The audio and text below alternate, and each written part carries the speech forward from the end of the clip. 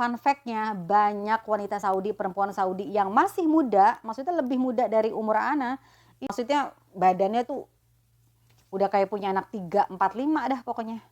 Apalagi emang awalnya mertua nggak suka anaknya nikah sama kita. Aduh, itu. Hai semua, assalamualaikum. Alhamdulillahirrabbilalamin. Allahumma sholli ala sayyidina Muhammad wa ala ali sayyidina Muhammad. Balik lagi di Doro Bisam Channel. Nah teman-teman, jadi istri orang Saudi itu nggak jauh beda dengan istri yang suaminya berasal dari negara lain, termasuk Indonesia.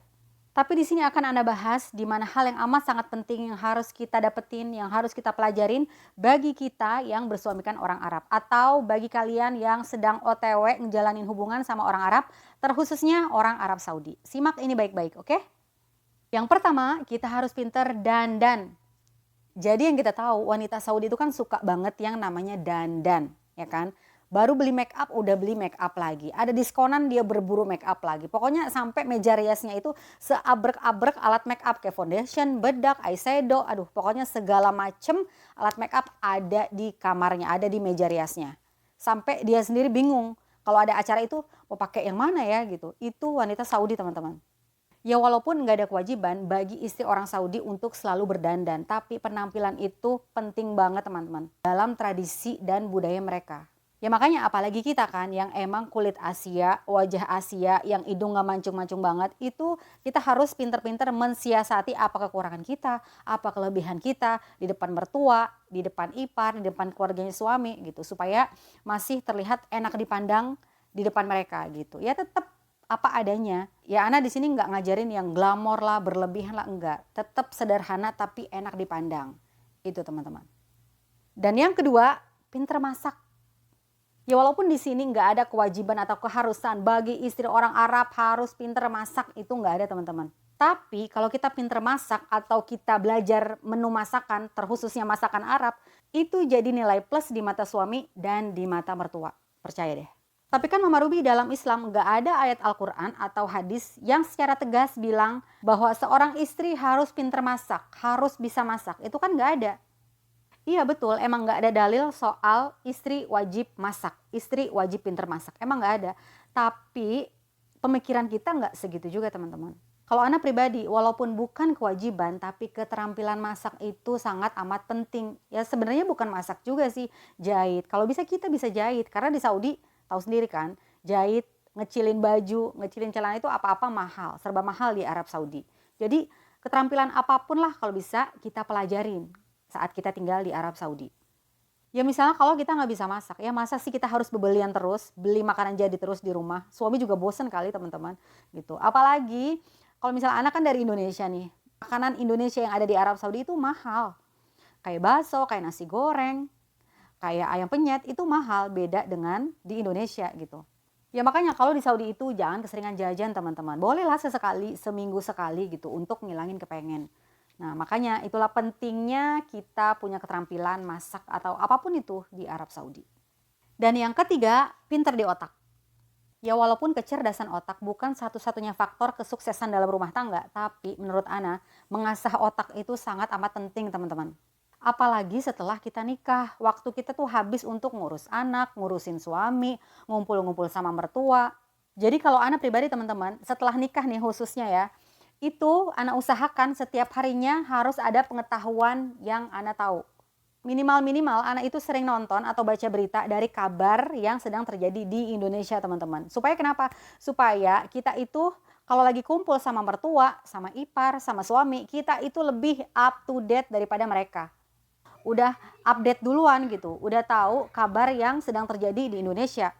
Karena pernah kejadian gitu ya, saat Ana lagi kumpul sama mertua, sama ipar, itu tiba-tiba mertua nyeletuk, Mama Ruby itu kebakaran di masjid itu di mana, daerah mana, deket nggak sama rumah kamu? Saya orang belum baca berita ya, saya melangak-melongok, masjid mana ya? Oh sebentar, terus Ana pura-pura cari di Google gitu, cari di berita. Nggak tahu, maksudnya jadi malu gitu, kabar negara sendiri kita nggak tahu, malah telat taunya gitu. Jadi supaya kita tuh kesannya depan mertua, depan suami, depan ipar itu kayaknya tahu segalanya. Jadi kalau ditanya tuh nggak a i o e o gitu. Jadi harus sering-sering ngasah otak atau menambah ilmu pengetahuan. Yang keempat, pinter ambil hati mertua. Info ini cocok banget buat kalian yang baru nikah atau yang belum lama tinggal di Saudi terus tinggal bareng sama mertua. Ini penting banget ya, dengerin. Ya betul banget, kalian harus pinter-pinter ambil hati mertua Saudi. Lah Mama Ruby, kan belum lama kita kenal sama mertua. Gimana kita tahu hal yang disukain sama mertua? Nah teman-teman, hal kayak gini itu kamu bisa tanyain ke suami. Misalnya warna baju apa yang mertua suka atau hal apa yang nggak disukain sama mertua, itu tanya semua ke suami, ke anaknya. Ya karena emang susah-susah gampang deketin mertua Saudi, ya apalagi kita bukan Saudi. Kita orang Indonesia, ajnabi bagi mereka, orang asing bagi mereka.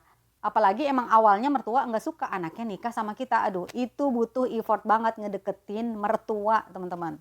Ya intinya kita itu harus nunjukin, harus ngebuktiin ke mertua kalau anaknya itu beruntung atau ya nggak nyesel, nggak rugi nikahin kita. Itu. Yang kelima, pinter jaga badan. Ini sama aja ngomongin diri sendiri.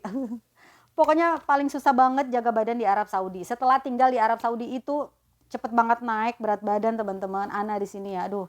Intinya di Arab Saudi itu jangan makan terlalu over, jangan makan terlalu banyak. Apalagi kalau kamu hidup dengan kebiasaan orang Saudi. Aduh.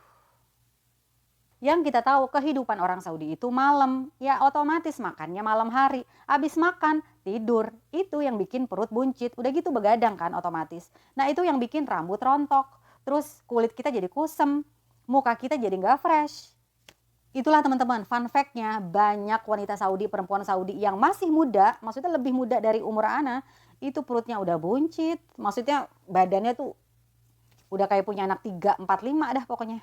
Ya karena makannya malam, habis makan tidur, belum kopi, tidurnya pagi, itu kan gak bagus banget buat kesehatan apalagi yang pengen diet. Dan ingat ya teman-teman, jangan pernah berpikiran, udahlah ngapain diet, ngapain olahraga, ngapain ngurusin badan, ngapain jaga makan. Udah laku ini, udah punya suami ini, itu jangan pernah berpikiran kayak gitu teman-teman. Karena itu yang membuat kita males jaga badan, males jaga makan, jadi badan kita kemana-mana.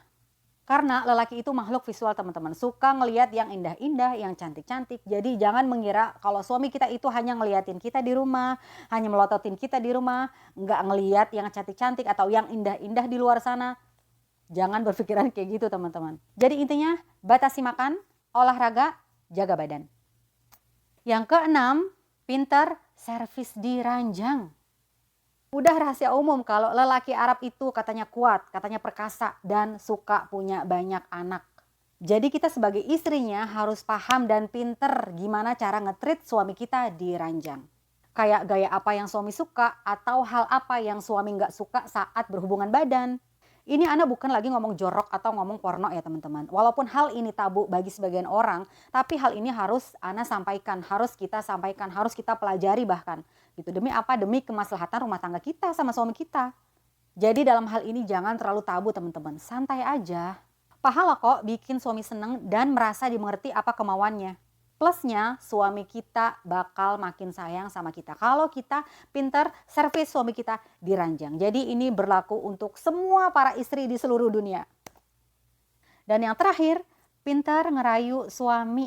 Hal ini bermanfaat banget loh teman-teman buat suami kita makin sayang sama kita. Tapi tetap ya harus dengan hati yang tulus. Lagi ngerayunya juga dengan suara yang lembut, sikap yang baik. Karena suami kita juga bisa ngerasain apa yang ada di pikiran kita gitu, subhanallah. Karena kan banyak para istri ya udah kalau udah dapet kemauannya ya udah cuek sama suami, nggak merhatiin suami lagi, ngomong kasar lagi sama suami. Dan perhatian atau ihtimam sama suami itu hal yang penting juga teman-teman dalam menjalankan misi saat ngerayu suami. Tapi kalau pada dasarnya kalian itu emang cuek, nggak pernah merhatiin suami, nggak tahu keperluan suami, itu kayaknya rayuannya nggak akan berhasil ke suami gitu. Tapi kalau kita tahu keperluan suami, merhatiin suami, nah yakin suami nggak akan nolak apa yang kita mau.